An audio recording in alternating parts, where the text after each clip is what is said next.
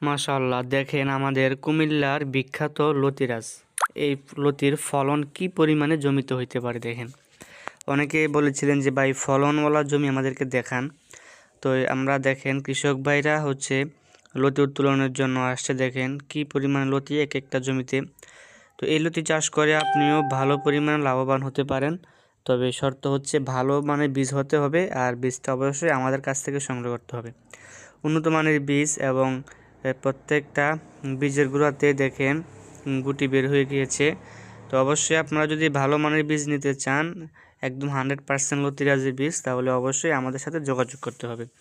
আমরা সারা বাংলাদেশের 64 জেলাতেই আমরা এই লতিরাজ বাড়ি ওয়ানের চারা সরবরাহ করেছি বিগত 2 বছর ধরে, এখনও সরবরাহ করছি। যে সমস্ত কৃষক ভাইয়েরা আমাদের কাছ থেকে এই চারাটা নিতে চাচ্ছেন, আমরা সবাইকে দিয়ে থাকি।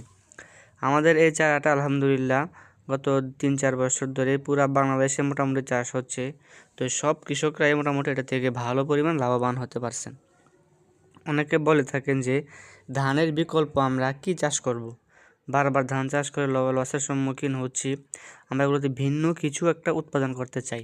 যেহেতু ধানের জমিতে পানি থাকে, সে বিধায় ভালো কোনো উঁচু ফসল এটাতে চাষ করা হয় না, উঁচু জমির ফসল। সেই হিসাবে আপনারা লতিরাজ বাড়ি 1 চাষ করে দেখতে পারেন। মোটামুটি ধান থেকে প্রায় দ্বিগুণ লাভ তো সর্বনিম্ন হবেই।